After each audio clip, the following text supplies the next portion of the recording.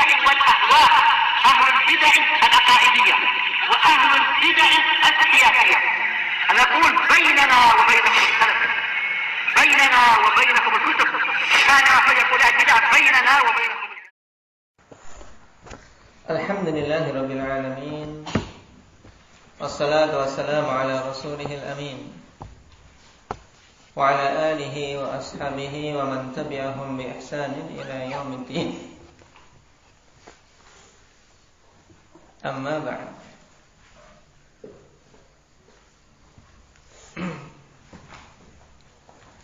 Kita masuk pada poin yang ke-54.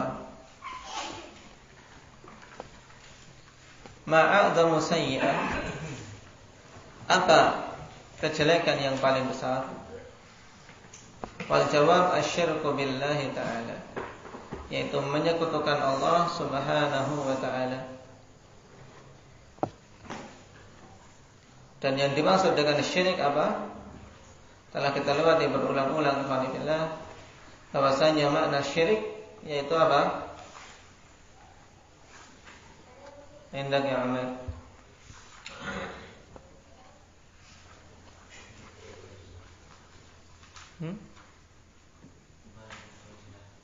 Ibadah li ghairillah, ini sebagian dari bentuk kesyirikan.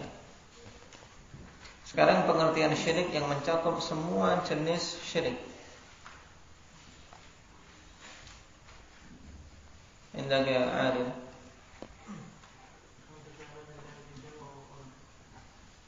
Anda ja'ala lillahi niddan wa huwa khalaqak, ini na'am pengertian bitamtsil.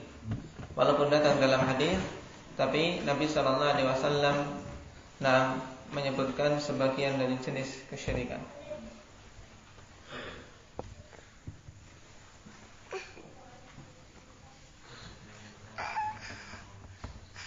Na'am, taswiyatu ghairillahi billah fi ma huwa min khasa'isillah.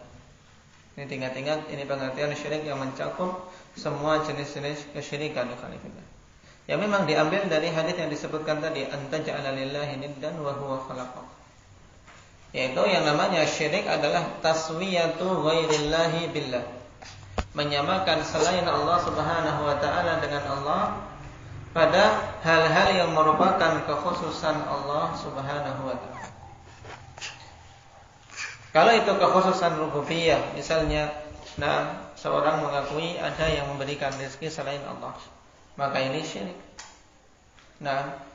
Atau seorang meyakini ada yang berhak untuk menentukan hukum, taib selain hukum Allah, ini juga masuk dalam syirik rububiyah, dan seterusnya. Atau yang paling masyhurnya berupa syirik uluhiyah, karena ini yang paling banyaknya, di mana seseorang menyerahkan peribadatannya kepada Allah, kepada selain Allah. Saya berarti belum ngantuk. Menyerahkan peribadatan kepada selain Allah, dan itu adalah sebesar-besar kejelekan.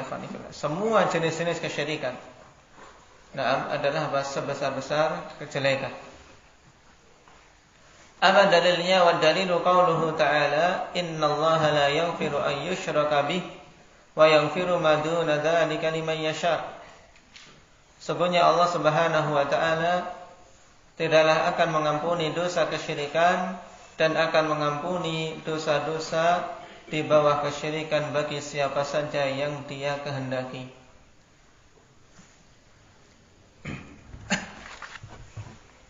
Sisi pendalilannya bagaimana? Dalam ayat ini Allah subhanahu wa ta'ala tegaskan bahwasanya dosa syirik tidak akan diampuni kalau seorang mati belum bertobat.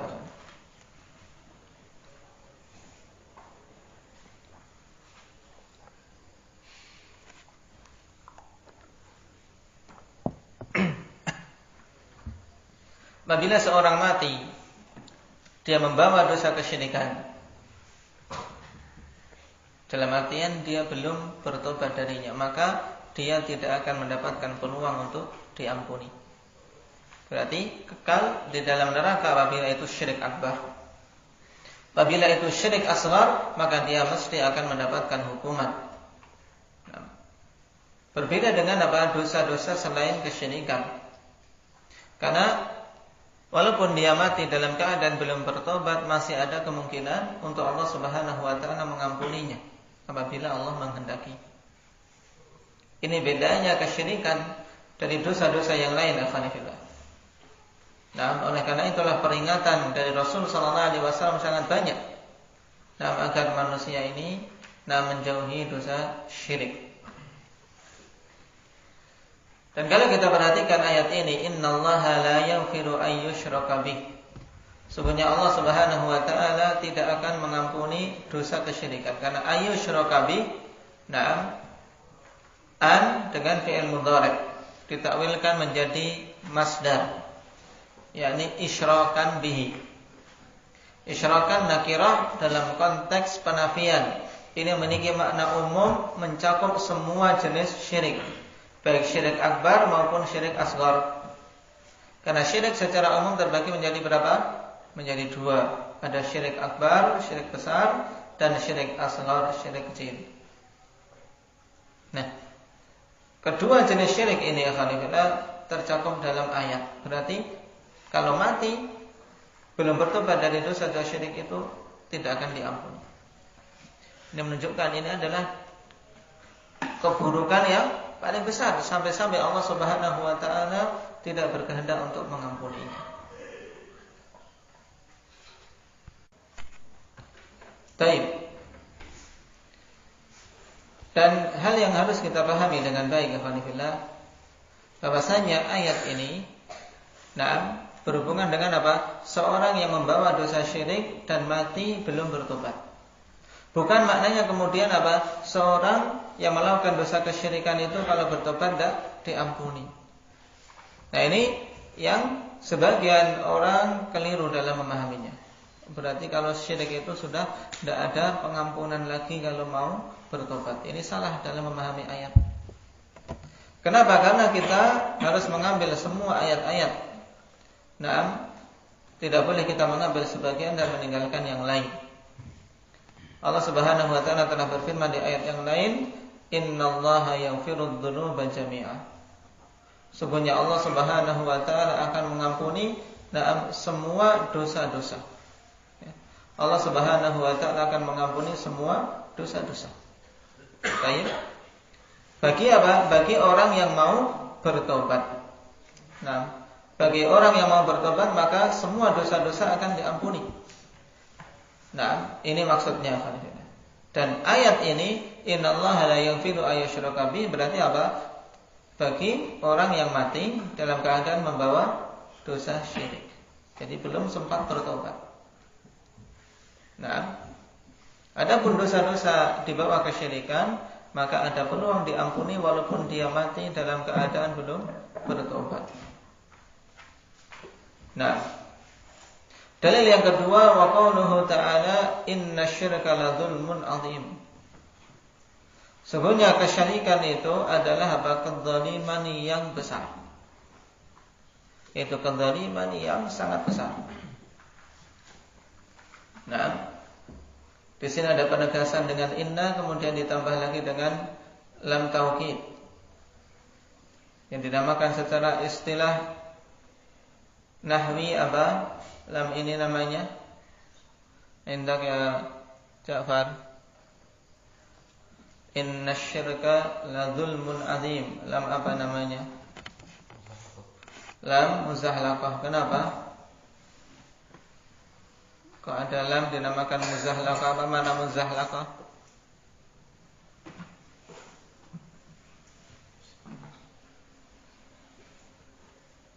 Yang dipelesetkan. Dalam artian apa? Harusnya dia di awal ya bersama dengan inna, la inna. Cuman apa? Karena orang Arab tidak menyukai dua huruf yang memiliki makna penguatan berjajar-jajar. Akhirnya satunya apa? Digeser. Dipelesetkan sana jauh. Baik. Sehingga dia menempel pada apa? Pada khabarnya. Inna syirka la dzulmun 'adzim. Dan dari sisi makna dia apa? Dia memiliki makna taukid, menguatkan. Ini sebagian dalil yang menunjukkan bahwasanya syirik itu adalah sebesar-besar keburukan. Maka wajib untuk kita merasa khawatir, merasa takut, jangan sampai terjatuh di dalamnya. Nah, jangan sampai terjatuh di dalamnya. Karena sungguh, walaupun itu namanya syirik kecil, tetap itu adalah dosa yang sangat besar. Dosa yang sangat besar. Kalau mati dalam keadaan belum bertobat, maka tidak akan diampuni. Seseorang mungkin akan bertanya, lalu apa bedanya antara syirik akbar dan syirik asghar kalau sama-sama tidak diampuni jika mati belum bertobat? Nah, ini yang perlu dipahami. Karena memang masalah ini masalah khilaf di kalangan para ulama. Nah, apakah syirik kecil masuk dalam cakupan ayat? Cuman yang rajih syirik kecil masuk dalam cakupan ayat ini. Berdasarkan kaidah umum nakirah dalam konteks penafian. Kita tidak bisa mengeluarkan syirik kecil dari keumuman itu kecuali dengan dalil dan tidak kita dapati dalil. Nah, berarti masih tetap ada keumumannya. Lalu bagaimana bedanya? Nah, Syekhul Islam Ibnu Taimiyah dan yang paling dekat dan mudah dipahami yaitu penjelasan Syekh Shalih Al-Syekh dalam syarah beliau terhadap kitab Tauhid menegaskan alhamdulillah bahwasanya apa? Yang tersisa adalah apa? Muwazanah. Dalam artian dosa syirik kecil ini mesti dituntut tanggung jawabnya. Kalau dia memiliki amalan yang banyak, maka ketika ditimbang mungkin bisa. Tapi amalan yang bagaimana yang bisa mengimbangi kesyirikan? Oleh karena itulah sangat dikhawatirkan bahwasanya dosa kesyirikan ini yang tidak diampuni, yaitu dosa syirik kecil, mengakibatkan dia masuk ke dalam neraka. Dan ini kemungkinan lebih besar. Cuman, dia akan dihukum di dalam neraka sesuai dengan kadar dosa syirik kecilnya. Kenapa? Karena dosa syirik kecil tidak mengakibatkan pelakunya kafir. Tapi mesti yang mati dalam keadaan membawanya akan mendapatkan apa? Dampak buruk dari syirik tersebut. Mafhum di sini? Nah,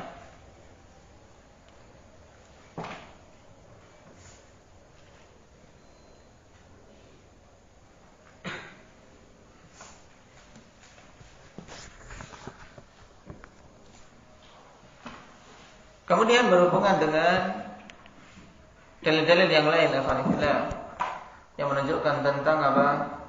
Parahnya dosa ini, di antaranya firman Allah Subhanahu wa taala, la in asyrakta la yahbatanna 'amaluka wa la takunanna minal khasirin. Apabila engkau melakukan kesyirikan, wahai Nabi, maka sungguh semua amalanmu akan terhapus dan sungguh engkau akan menjadi orang-orang yang merugi. Ini Nabi ya khanifillah. Allah katakan kepada beliau demikian, jika engkau melakukan kesyirikan, maka semua amalan akan terhapus. Ini menunjukkan ini sangat buruk. Kejelekan yang paling besar. Kenapa? Menjadikan amalan-amalan semuanya apa? Terhapus dan menjadikan pelakunya merugi, bahkan terharamkan dari surga Allah Subhanahu wa taala. Terharamkan dari surga. Berarti kekal di dalam neraka apabila terjatuh dalam syirik akbar. Allah Subhanahu wa taala berfirman, "Innahu may yusyrik billah faqad harramallahu 'alaihi al-jannah wa ma'wahu an-nar wa ma lidh-dhalimin min ansar." Sungguhnya orang yang menyekutukan Allah, maka sungguh telah haram baginya surga. Jadi tidak akan pernah masuk surga. Dan tempat kembalinya adalah neraka, serta tidak ada bagi orang-orang yang zalim itu penolong pun. Tidak ada yang mampu untuk memberikan pertolongan kepada pelaku kesyirikan. Na'udzubillahi min dzalik. Oleh karena itulah Ibrahim alaihi salam sangat khawatir terjatuh dalam kesyirikan. Sangat khawatir. Maka kalau kita merasa aman menunjukkan kita tidak paham syirik. Kalau sampai kita merasa aman dari terjatuh dalam kesyirikan, berarti kita tidak paham apa itu syirik. Kalau Ibrahim yang beliau menghancurkan berhala-berhala dengan tangannya, yang berdakwah sendirian, menegakkan kalimat tauhid, beliau sangat khawatir dengan diri dan anak-anaknya. Wajnubni wa baniya an na'budal asnam. Ini doa beliau. Sebagaimana di akhir-akhir surat Ibrahim, Allah Subhanahu wa taala kisahkan tentang perkataan Ibrahim, Rabbi innahunna adlal katsiran minan nas. Sesungguhnya mereka ini berhala-berhala itu telah menyesatkan kebanyakan manusia.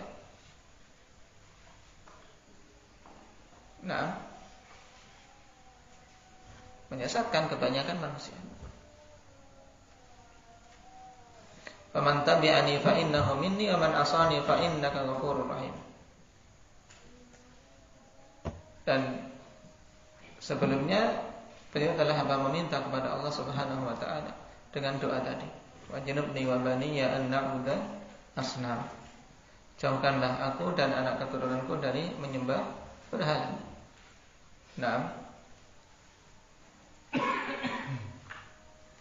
Di awal ketika meminta agar Mekah dijadikan negeri yang aman. Wa idh qala Ibrahim rabbi ij'al hadzal balada amina wajnubni wa baniya an na'budal asnam. Ini Ibrahim sampai dikatakan wa man ya'manu minasyirki ba'da Ibrahim. Siapa yang merasa aman dari kesyirikan setelah Ibrahim? Dalam artian kalau Ibrahim saja sangat takut terjatuh dalam kesyirikan, apalagi orang-orang selain beliau. Na'udzubillahi minasyirki wa nas'alullaha azza wa jalla at-taufiq was-sadad walhamdulillahi rabbil alamin.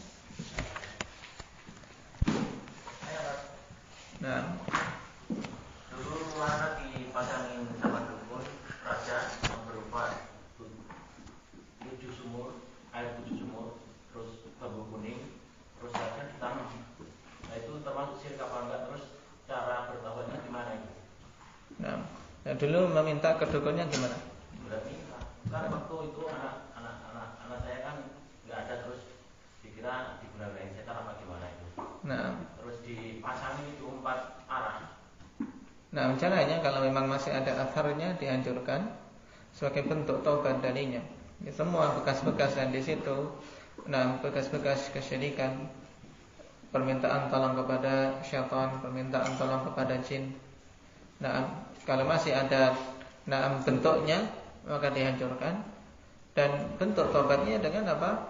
Dengan menyesali semua itu, kemudian meninggalkannya dan minta ampunan kepada Allah Subhanahu wa taala serta bertekad untuk tidak mengulangi. Setelah kita tahu bahwasanya itu kesyirikan, maka kita wajib meninggalkannya dan minta ampunan pada Allah Subhanahu wa taala sebagaimana dosa-dosa yang lain.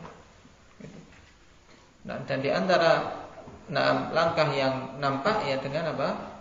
Dengan menghancurkan. Kalau itu berupa berhala, ya dihancurkan berhalanya. Kalau itu berupa raja-raja, ya dibakar. Itu ditanam galon, Pak. Di halaman 2 di belakang 2. Galon yang mana? Tapi kan udah enggak keinget tempatnya. Kalau sudah sudah, yang penting tidak ada dampaknya. Tinggal banyak istighfar. Dan yakin itu semua tidak akan bisa bermanfaat dan tidak akan bisa menimpakan madarat.